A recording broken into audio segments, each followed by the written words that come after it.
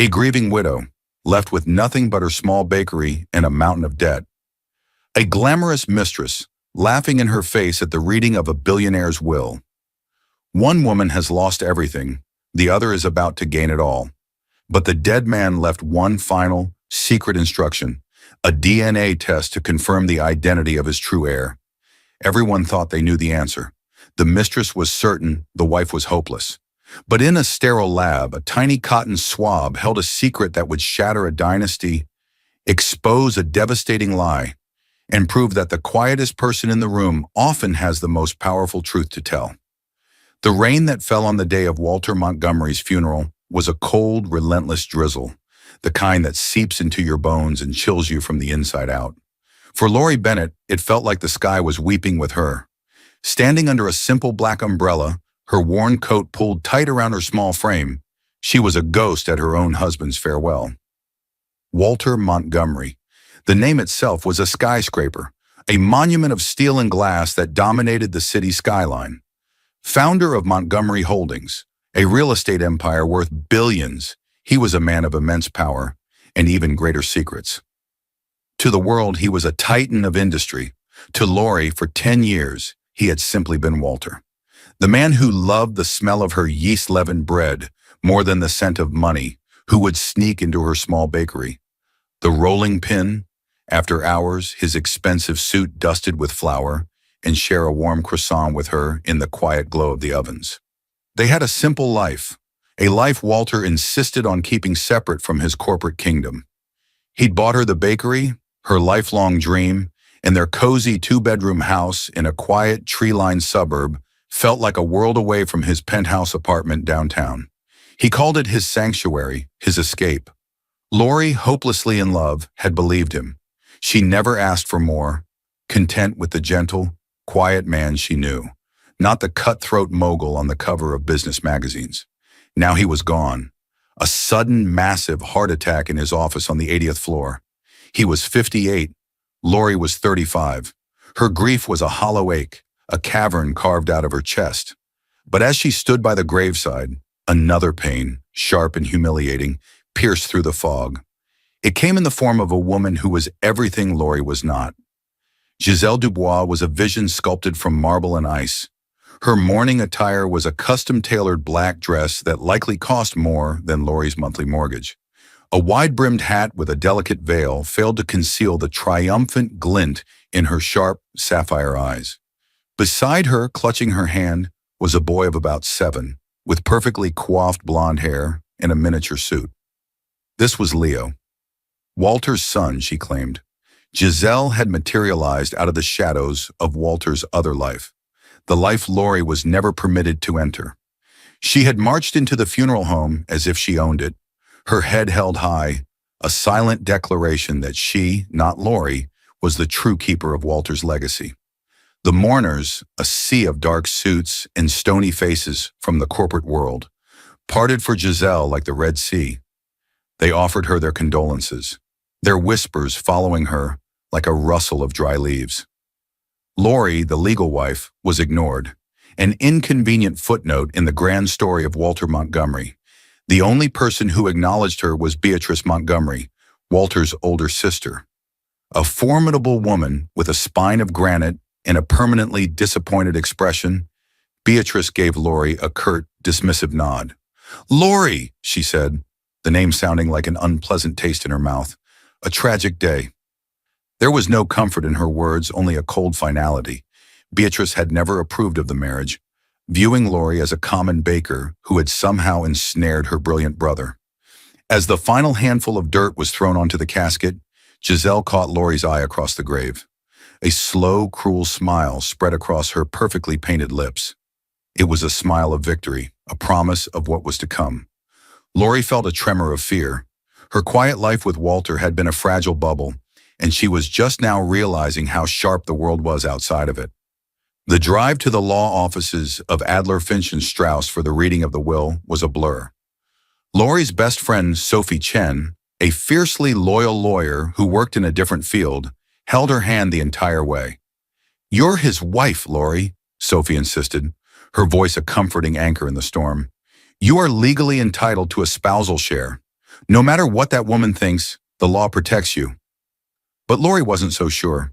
Walter had always been cagey about his finances, waving away her questions with a gentle, "Don't you worry your pretty head about it. I've taken care of everything." She had trusted him. Now she prayed that trust hadn't been a fool's errand.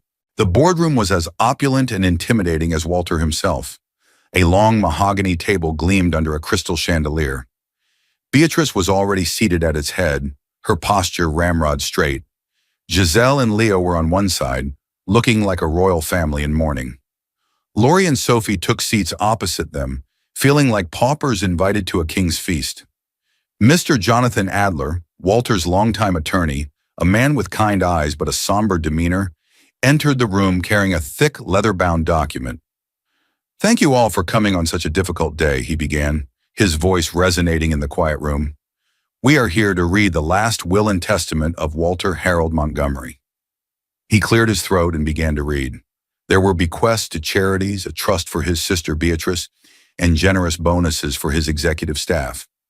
Lori's heart pounded against her ribs, each beat a drum of anxious hope. Then Mr. Adler paused, looking over his spectacles at Lori. "To my wife, Lori Bennett, a woman whose kindness was a balm to my soul, I leave the property at 45 Orchard Lane, fully paid and clear of all liens. I also bequeath to her a one-time tax-free sum of $250,000 to ensure she and her business are secure." Lori's breath caught in her throat. The house was theirs and the money was enough to pay off the bakery's debts and live modestly. It was a relief, but it also felt final, a parting gift. Not the provision of a partner, but the severance package of an employee. Across the table, a soft musical sound floated through the air. It was the sound of Giselle Dubois laughing. Giselle's laugh wasn't loud or boisterous. It was a low, sophisticated chuckle, a ripple of amusement that was somehow more cutting than a full-throated roar. It was the sound of utter, unassailable confidence. Every eye in the room turned to her. She dabbed at the corner of her eye with a lace handkerchief, not to wipe away a tear of grief, but one of merriment. $250,000, she purred, her voice dripping with condescension. She looked directly at Lori, her sapphire eyes gleaming with malice. "Why, Walter must have truly cherished you. That's almost enough to cover my jewelry budget for one season." Beatrice Montgomery shot her a look of pure acid. "Giselle, this is hardly the time for—" "Oh, hush, Beatrice." Giselle waved a dismissive hand, adorned with a diamond ring so large it seemed to catch and fracture the light. "We all know what this is. A little parting gift for the baker, a thank you for all the warm bread and domestic comforts." Lori felt her face burn with a heat that had nothing to do with the room's temperature. It was the scorching fire of humiliation. Sophie squeezed her hand under the table, a silent message of support, but Lori felt utterly alone, pinned by Giselle's cruel gaze. Mr. Adler cleared his throat again, a stern look on his face. "If I may continue—" "Please do, Jonathan," Giselle said, leaning forward and placing her elbows on the polished table. She looked like a panther, sleek and ready to pounce. "Get to the important part, the legacy." Mr. Adler adjusted his tie and continued reading, his voice now devoid of any warmth. "All remaining assets, including but not limited to my controlling shares in Montgomery Holdings, all domestic and international properties, my investment portfolios, art collections, and liquid assets are to be placed in a single, irrevocable trust." He paused, the silence in the room stretching into a tense, vibrating wire. This was it. The billions. The empire. "This trust," Mr. Adler read, his voice heavy with significance, "is to be administered for the sole benefit of my son and my only heir, Leo Dubois." The words landed like a physical blow. Lori felt the air rush out of her lungs. She looked at the small blond boy sitting beside his mother. He was fidgeting with a toy car, oblivious to the immense weight that had just been placed on his young shoulders. Giselle's smile was blinding. She reached over and smoothed Leo's hair, her touch proprietary, her expression one of pure, unadulterated triumph. She had won. She had won it all. "Of course," she said softly, as if it were the most obvious thing in the world. "My Leo, Walter's only son, his pride and joy." She turned her gaze back to Lori. The pity in her eyes was more insulting than the laughter had been. "You see, dear," she said, her voice a syrupy whisper, "some women provide comfort. Other women provide heirs." Walter understood the difference. He knew who was truly important. He knew who would carry on his name. The implication hung in the air, thick and poisonous. Lori had been the helpmeet, the diversion. Giselle had been the mother of his legacy. Lori's 10 years of marriage, of love, of shared quiet moments, had just been rendered meaningless, erased by this woman and her son. Beatrice looked thunderous, her lips pressed into a thin white line. She may have disliked Lori, but her brother posthumously declaring this woman's child as his sole heir was a deep familial insult. "I think," Lori said, her voice a choked whisper, "I think I need some air." She stood up, her legs trembling. She felt dizzy, the opulent room tilting around her. Sophie was at her side instantly, her arm a steadying presence. As they walked toward the door, Giselle's voice followed them, a final parting shot. "Don't spend all that money in one place, dear. Perhaps you can get a new oven for your little bread shop." The laughter of her victory echoed in Lori's ears as the heavy oak door closed behind them. In the hallway, the dam of her composure finally broke. Sobs racked her body, deep, gut-wrenching sounds of grief and betrayal. It wasn't about the money. It was the complete and utter invalidation of her life with Walter. He had built a wall between his two worlds, and in the end, he had made it brutally clear which world truly mattered. Sophie held her, letting her cry. "She's a monster, Lori. A soulless, gold-digging monster." "He lied to me, Soph," Lori wept, her face buried in her friend's shoulder. "For 10 years he lied. Our life, it was a lie."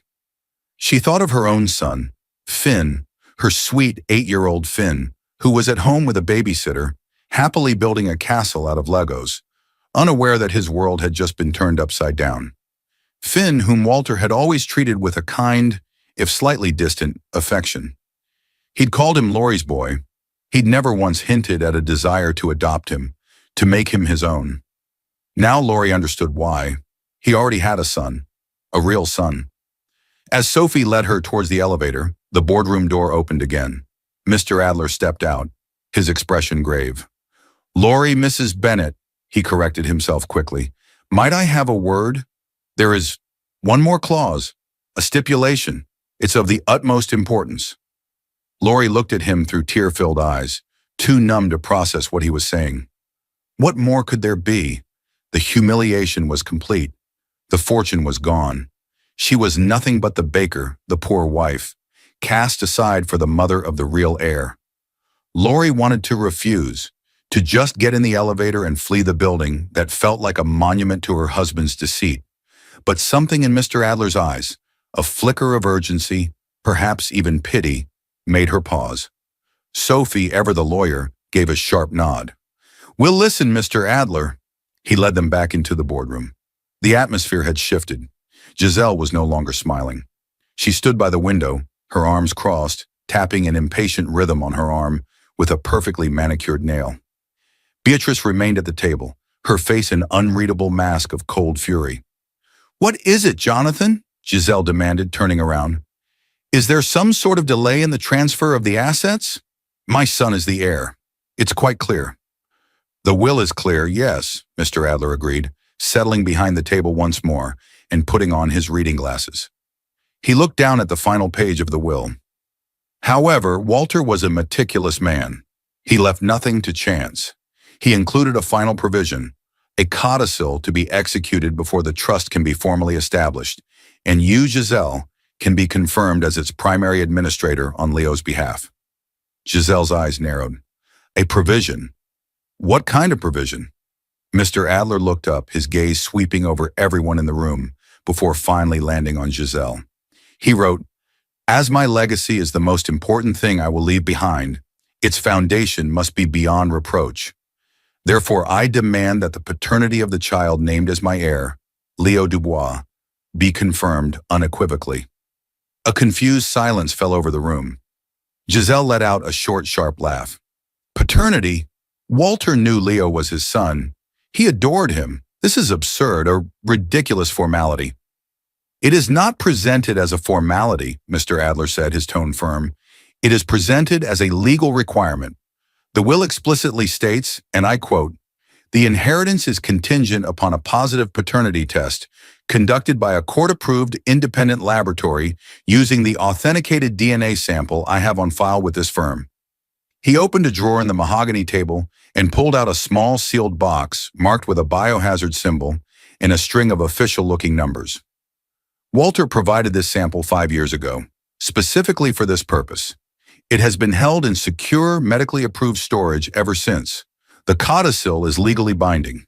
No test, no trust, no confirmation, no inheritance. Giselle's face for the first time lost its perfect composure. A flash of something, annoyance, anger, and perhaps something else, something deeper, crossed her features before she smoothed it over. "Fine," she snapped. "This is a waste of time and an insult to my son's identity, but fine. If Walter wanted one last piece of bureaucratic nonsense to prove a point, so be it.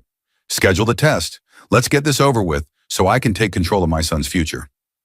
Lori stood by the door, a silent observer to this new drama. It meant nothing to her. It was just a delay in Giselle's ultimate victory. A final strange request from a man she was realizing she never truly knew at all. All she wanted was to go home to her son, to the simple, honest life she had built, even if its foundation had been a lie. "The test will be scheduled for next week at the Sanford Genetics Center," Mr. Adler stated, making a note on a legal pad. "My office will coordinate with you, Giselle, and with you, Beatrice, as the executor of the estate." Beatrice gave a stiff nod, her eyes fixed on Giselle with an unnerving intensity. It was clear the formidable sister-in-law smelled something she didn't like. As they all prepared to leave, a thought, small and unbidden, crept into Lori's mind. It was a whisper from the deepest part of her grief. He was so meticulous. He left nothing to chance. Why would a man so certain of his son's paternity demand such a cold, clinical confirmation from beyond the grave? It felt odd, contradictory to the narrative Giselle had painted of a doting father. Later that evening, curled up on her sofa with a cup of tea, the house felt cavernously empty. The smell of cinnamon and baked bread, usually a comfort, now felt like a reminder of the simple baker Giselle had mocked. Finn was asleep upstairs, his breathing soft and even. Lori stared at a photo on the mantelpiece, a rare picture of the three of them at a local fair last summer. Walter was holding Finn on his shoulders. He was smiling, but his eyes, she now saw, seemed to be looking somewhere else. Sophie sat across from her, a legal pad in her lap. "Something about this stinks, Lori. A mandatory DNA test? It's not standard practice unless there's a pre-existing doubt. A massive pre-existing doubt." "But doubt about what?" Lori asked, her voice hoarse from crying. "He had a son with her. He left him everything."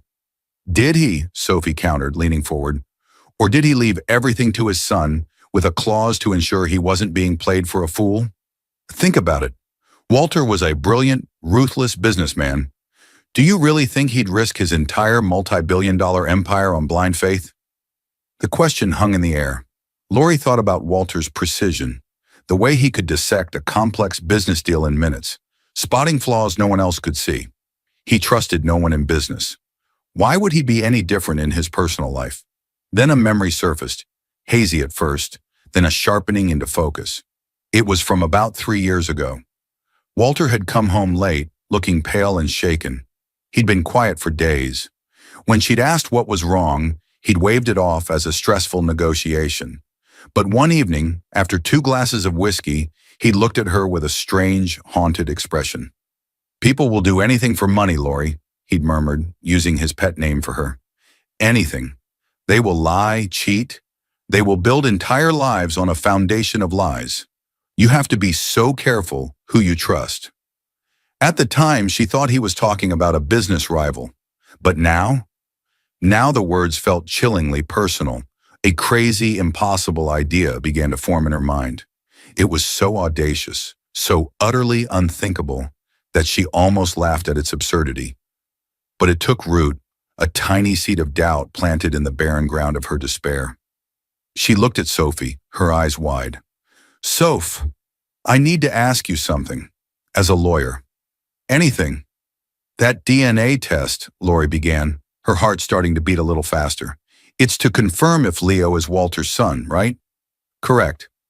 Is there any way, is it at all possible, for someone else to be tested against Walter's DNA?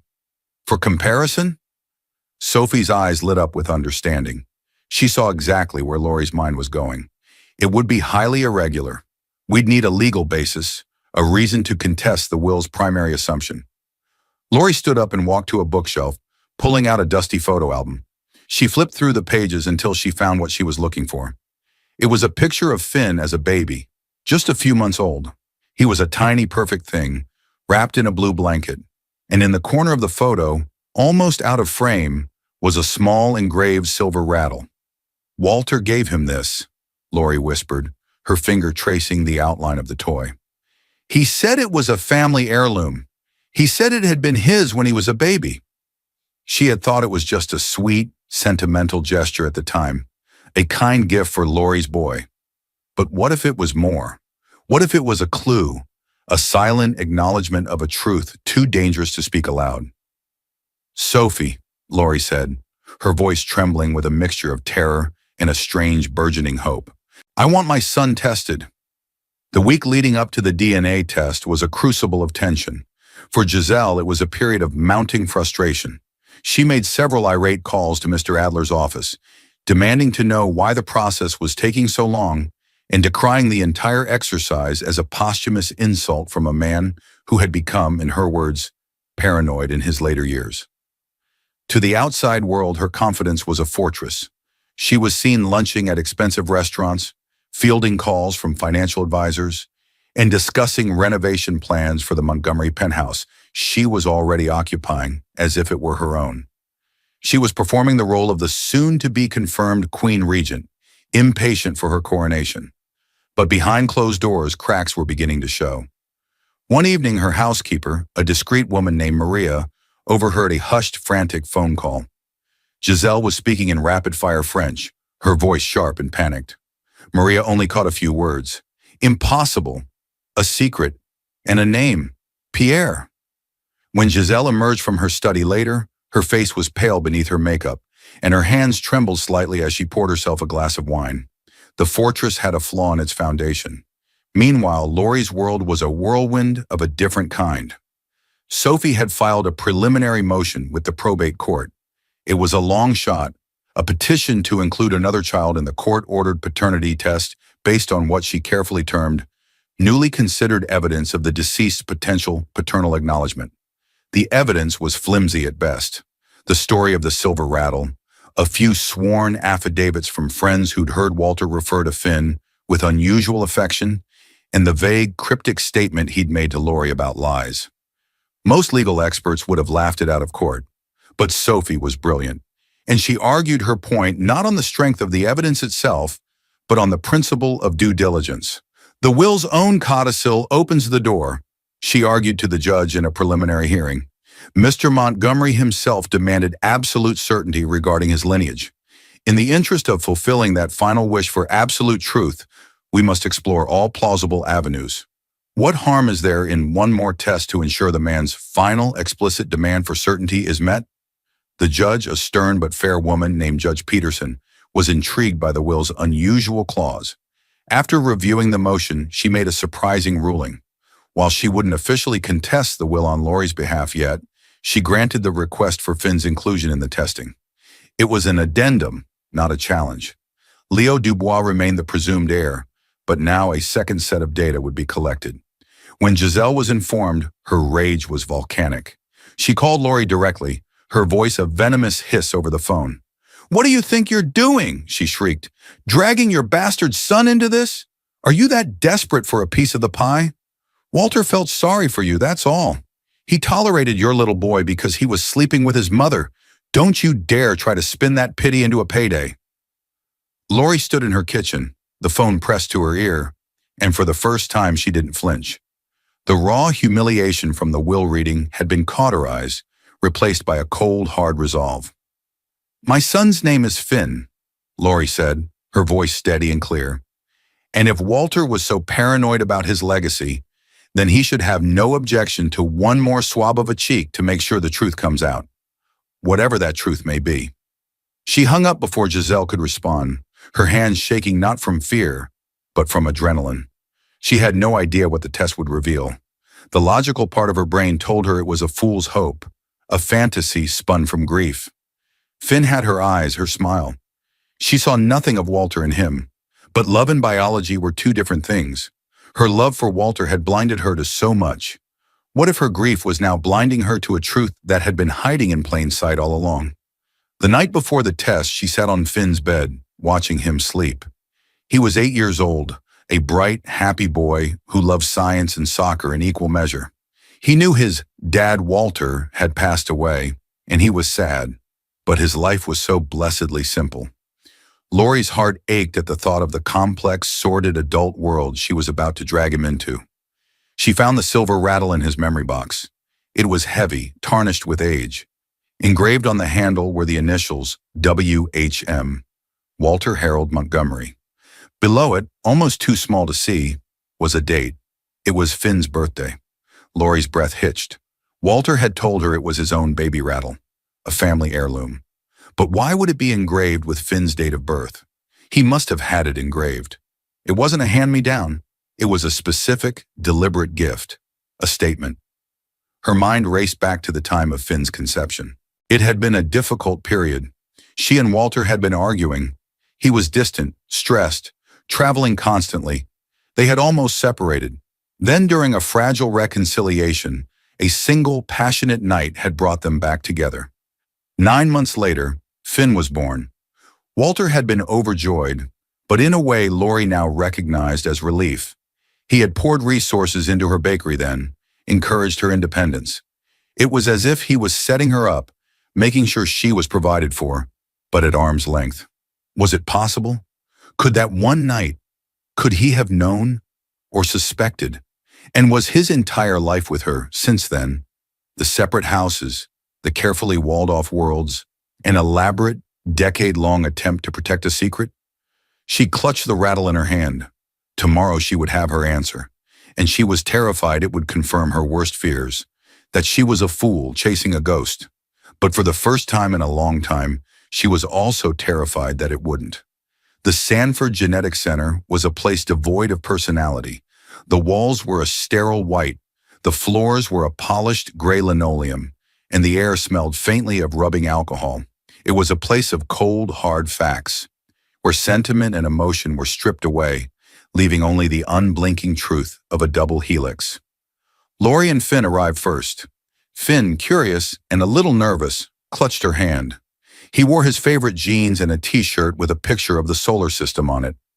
Laurie had tried to explain it to him in the simplest terms. "We're just going to do a little test, sweetie. A doctor's going to use a cotton swab, like a Q-tip, to rub the inside of your cheek. It won't hurt at all. It's to help with some grown-up paperwork for Dad Walter." Finn, ever the literalist, had only one question. "Will it tell us if Pluto is a planet again?" Laurie had smiled, a genuine smile for the first time in days. "No, honey.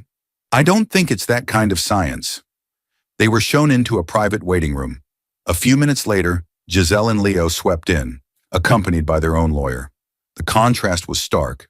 Leo was dressed in a crisp beige blazer, looking like a miniature CEO, a bored expression on his face.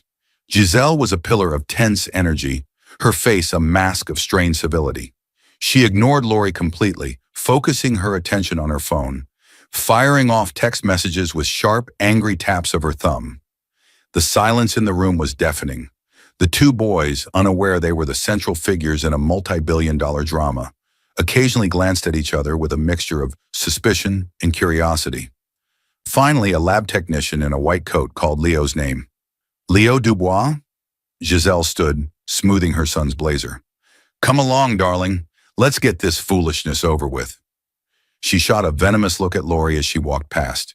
They were gone for less than 5 minutes. When they returned, Leo was rubbing his cheek. "That was weird," he announced to no one in particular. "Finn Bennett?" the technician called next. Laurie knelt and looked her son in the eyes. "You ready, buddy? Be brave for me."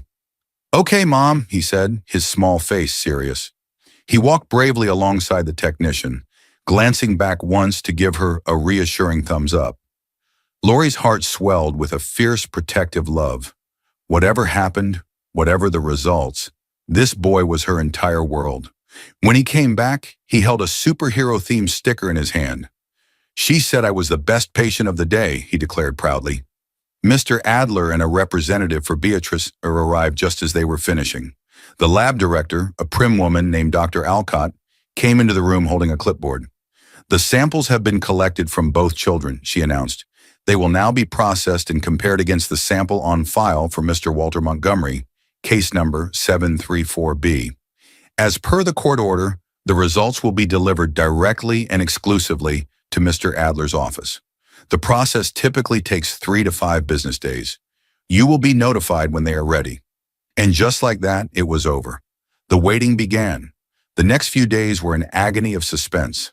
Lori tried to maintain a normal routine. She woke up, got Finn ready for school, and went to the bakery.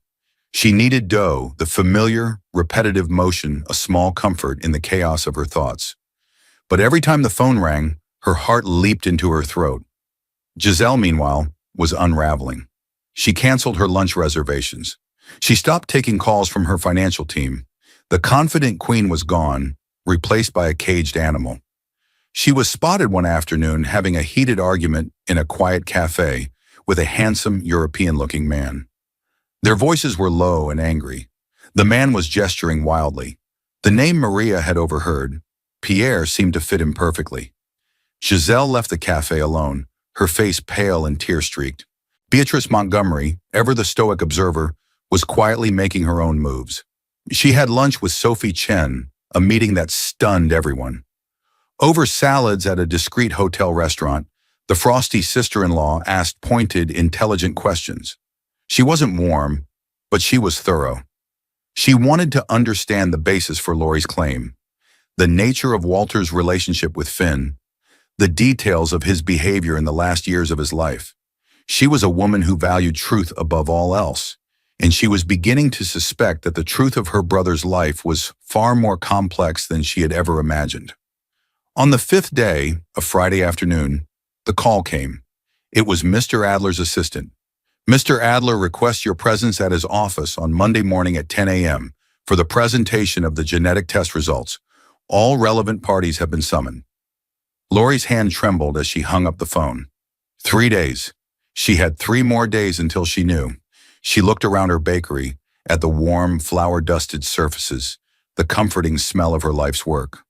She didn't know if this was the end of her simple life or the beginning of an entirely new, terrifying one. She closed the shop early and picked Finn up from school. Instead of going home, she drove to the park. They fed the ducks, kicked a soccer ball around, and lay on the grass, looking for shapes in the clouds. She held him tight, breathing in the scent of his hair, trying to brand this simple, perfect moment into her memory. "I love you, Finn," she whispered into his hair. "No matter what happens, you and I are a team. Always." "I love you too, Mom," he said, squeezing her back. "Are we a team like the Avengers?" "Even better," she said, her voice thick with emotion. "We're Team Bennett." As the sun began to set, casting long shadows across the park, a profound sense of peace settled over her. She had done all she could do. The truth was now in a sealed envelope, waiting, and for the first time she felt ready to face it. The boardroom at Adler, Finch and Strauss felt even colder and more imposing on Monday morning. The air was thick with a palpable, suffocating tension. Everyone was present. Lori sat with Sophie, her hands clasped tightly in her lap, her heart a frantic bird beating against her ribs. Across the table, Giselle sat next to her lawyer, her face a carefully constructed mask of indifference, but her constantly tapping fingers betrayed her agitation. Beatrice Montgomery was at the head of the table, her expression as stern and unyielding as a hanging judge. Mr. Adler entered carrying a single, sealed manila envelope. He didn't offer greetings or pleasantries. He sat down, placed the envelope in the exact center of the gleaming table, and put his hands on top of it. "I have received the certified report from the Sanford Genetic Center," he announced, his voice grave. The report contains the analysis of the DNA samples from Leo Dubois and Finn Bennett, compared against the verified sample of Walter Montgomery. He looked at Giselle. The primary purpose of this test, as stipulated in the will, was to confirm the paternity of the designated heir, Leo Dubois. Giselle lifted her chin, a flicker of her old arrogance returning. Then let's get on with it. Confirm it, and let us move on with our lives. Mr. Adler held her gaze. He slid a letter opener under the flap of the envelope and slid it open with a soft, final rip. He pulled out a multi-page document, stapled at the corner. He scanned the first page, his expression unchanging. The report begins with the analysis of subject Leo Dubois, he said, his voice slow and deliberate. He looked up from the page, his eyes settling on Giselle. A genetic comparison was performed between Walter Montgomery and Leo Dubois across 23 distinct genetic markers. He paused, letting the silence stretch. Every person in the room held their breath. The conclusion of the laboratory is as follows, Mr. Adler continued, reading directly from the report. The alleged father, Walter Montgomery, is excluded as the biological father of the child, Leo Dubois. The probability of paternity is 0%. The words dropped into the silent room like stones into a deep, still pond. 0%. For a moment, no one moved. It was as if the world had frozen. Then Giselle let out a sound, a choked, strangled gasp. No, she whispered, her voice cracking. No, that's not possible. It's a mistake. The lab made a mistake. They mixed up the samples. The chain of custody for the samples was documented and legally verified, Giselle, Mr. Adler said, his voice firm but not unkind. There was no mistake. There has to be, she shrieked, her composure shattering like glass. She jumped to her feet, her chair scraping loudly against the floor. Walter is his father. He is. Laurie stared at her, stunned into silence. The laughing, triumphant mistress was gone. In her place was a desperate, frantic woman on the edge of a precipice. Beatrice Montgomery's face was a study in controlled rage. She looked at Giselle with pure, unadulterated contempt. All this time, Beatrice said, her voice low and dangerous, all this time you have been playing this family for fools? You brought a stranger's child and tried to pass him off as a Montgomery. He is not a stranger's child, Giselle sobbed, tears now streaming down her face, ruining her perfect makeup. Walter and I, but the lie was too big to hold. It crumbled under the weight of the scientific fact lying on the table. Her carefully constructed world was collapsing around her in a storm of her own making. Laurie felt a dizzying wave of emotions, shock, disbelief, and a profound, unexpected pang of pity for the weeping woman across the table. But before she could fully process this first revelation, Mr. Adler cleared his throat, holding up the report. There is more, he said, his voice cutting through Giselle's hysterics. He looked directly at Laurie. The kindness was back in his eyes, mixed with something that looked like awe. As per the judge's addendum, a second test was performed. He turned to the next page of the report. A genetic comparison was performed between Walter Montgomery and Finn Bennett. Laurie's heart stopped. This was it, the moment of truth. She gripped Sophie's hand so hard her knuckles turned white. Mr. Adler took a deep breath. The results show a conclusive match at all 23 genetic markers. The report concludes, the probability of paternity is 99.9999999%. Walter Montgomery cannot be excluded as the biological father of the child, Finn Bennett. He looked up from the page, a small, almost imperceptible smile on his lips. Congratulations, Mrs. Bennett. Your son, Finn Bennett, is Walter Montgomery's biological son. According to the explicit terms of the will, he is the sole and undisputed heir to the entire Montgomery fortune. The silence that followed was of a different kind. It was the silence of a universe reordering itself. Giselle let out a wail of pure despair and collapsed back into her chair, her face in her hands. Her sobs were the only sound in the room. Her lawyer looked stunned, useless. Beatrice slowly turned her head to look at Laurie. The ice in her eyes had melted, replaced by a look of utter, profound shock. She wasn't looking at the little baker anymore. She was looking at the mother of her brother's only child, her nephew, but Lori could barely hear them. The words echoed in her mind.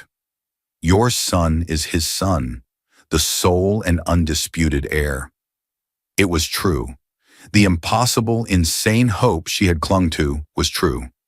Walter had known, or at least he had suspected enough to put that clause in his will, a final, desperate gambit to uncover the truth from beyond the grave. Her life with him, their separate existence, it hadn't been because she was unimportant. It had been to protect Finn, to keep him safe from the grasping, complicated world that Giselle inhabited, a world Walter was trying to escape. He hadn't abandoned his son.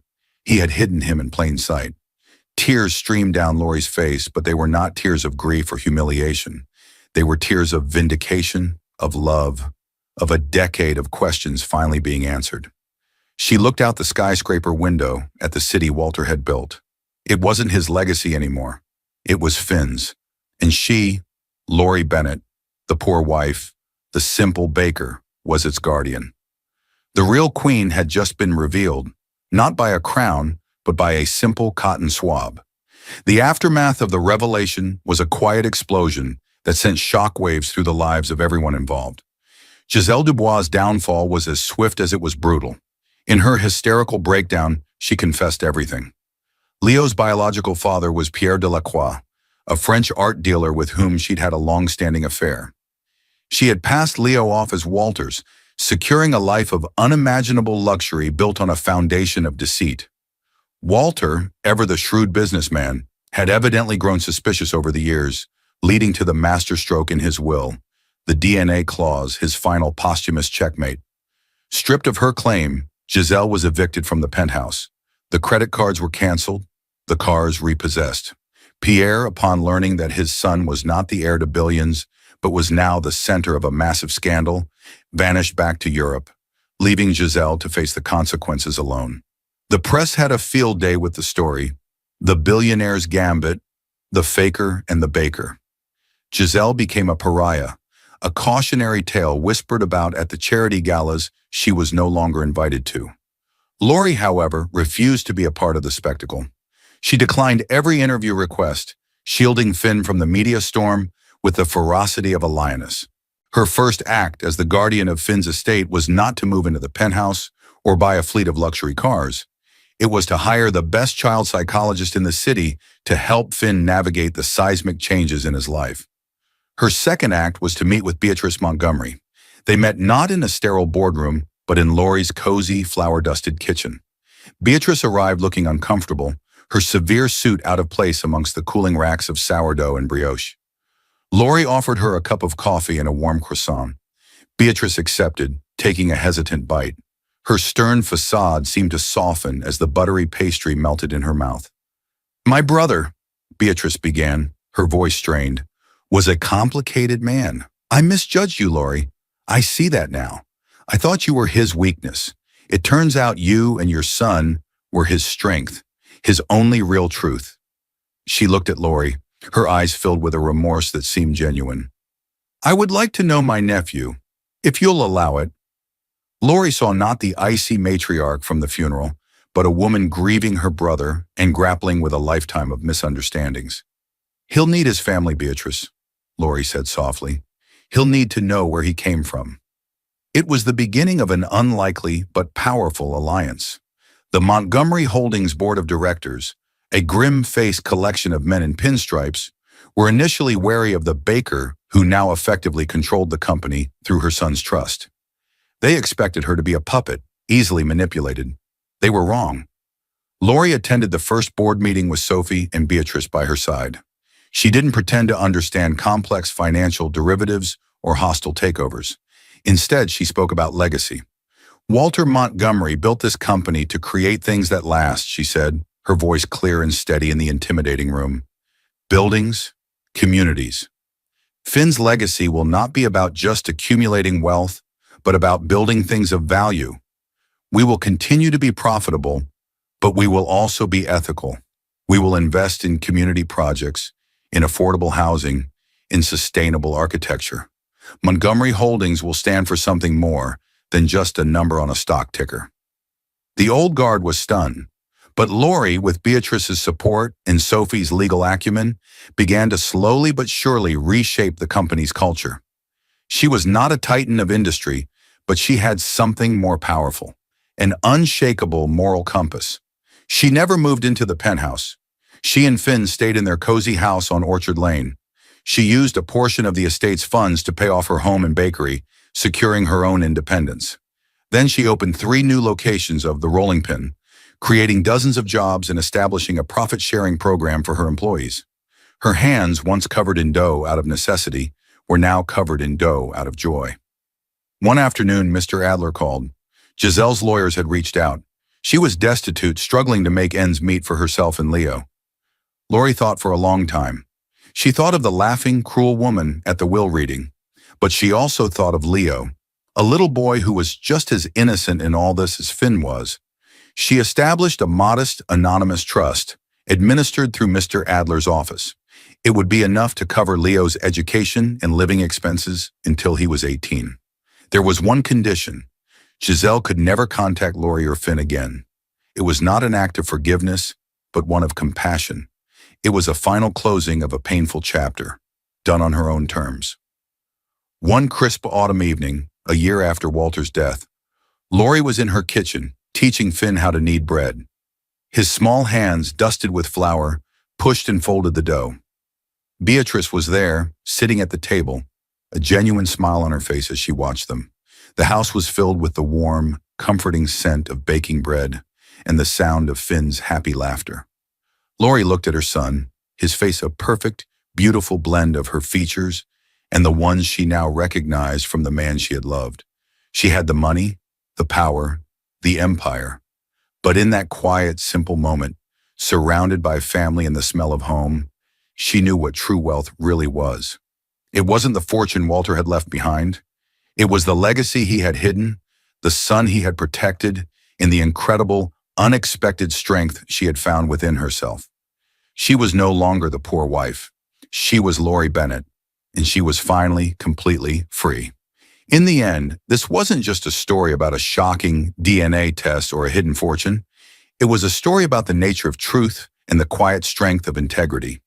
Lori Bennett started with nothing but her dignity, while Giselle Dubois had everything but.